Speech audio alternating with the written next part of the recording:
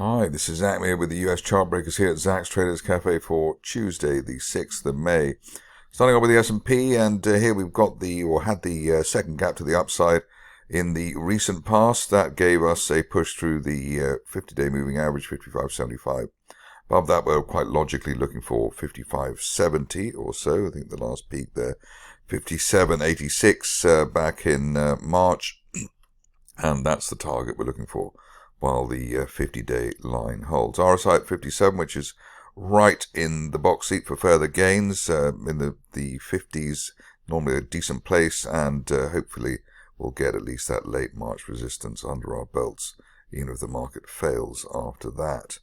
Moving along to the Nasdaq, and here market also through its 50-day line with a gap in this case as well, which is a strong signal, 20,300. The initial target, if you're an optimist, you'll look for the top of that falling trend channel, the red line there, 20,500, even if we then fail after that. The Trump tariff situation ongoing, and looking for any dips towards that 50-day line, 19,450, as potential buying opportunities within what is clearly an inverted head and shoulders, albeit a very volatile one. Moving on to the stocks, and starting off with a rather unfamiliar name in the form of Arc Restaurants. Here you can see that what a beautiful U-shaped turnaround there. Bear trap rebound from below the November-December support there, around the $10 mark, and back above the 50-day line, $9.73. Current view is that above a recent resistance broken there around $10.80, we're looking for the top of that broadening triangle as high as $17.60. by the end of next month or even sooner. The initial target here, the top of that gap down that we had, $12.50, which should be the minimum on the upside, given the strength of the rebound that we're seeing at the moment. RSI 50 rebound as well, adding to the strength of that turnaround and the U-shaped reversal. Onto a stock which we looked at a while ago, BioChrist, and here we've got one of our favorite setups, which is a unfilled gap through resistance. Resistance in this case was around the $9.50 level. Above that, looking for the top of that rising trend channel from back in May.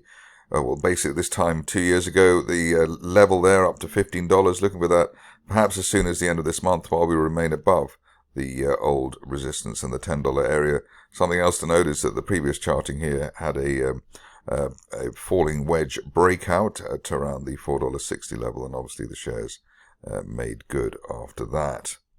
Moving along to another situation which hopefully will have legs over the near term, Cardlytics, and here obviously we had the dizzy heights in 23-24, but now looking for the shares to regroup, however gingerly. You can see that with a falling trend channel there, top of the channel there at the moment, around the $2.70 level. That's what we're looking for over the next week or so while we're above the 50-day line there, $1.93 on an end-of-day close basis.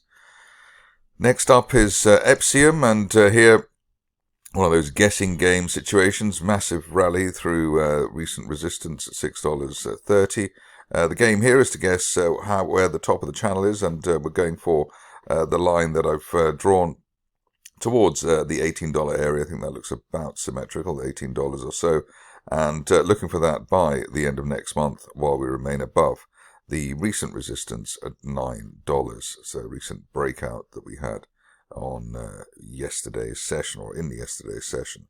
Finger motion is next, and here quite a followed situation.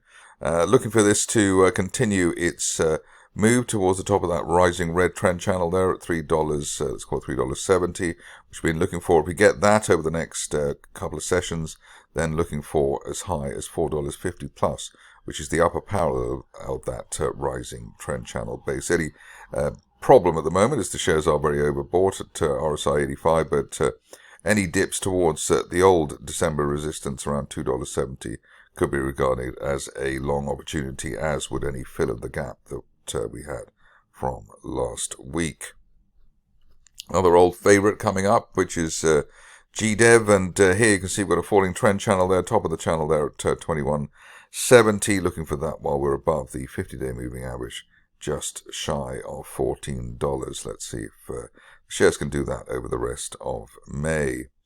Stock which is rather esoteric at the moment is Invo, and here you can see why it's described as being in esoteric, because even after the recent losses, someone still thinks it's a good idea to sell the shares on any strength above the 50-day moving average. That gives us the opportunity of suggesting that if there is an end-of-day close above that 50-day line at $2.67, you can see the shares go up to around $3.70, and the top of the gap down from March, as well as the top of that falling trend channel. We looked at iCore quite recently, and here you can see that even though we looked at it recently, it hasn't really done much. It's still hovering above a rising 50-day moving average, which actually in its own way is quite a good thing to do. The only thing missing at the moment is that the RSI is at 48, so below the neutral 50 level. Probably looking for a clearance of $2.60 on an end-of-day close basis to give us the next level up, which is through $3.50, but a little bit stuck at the moment on that one.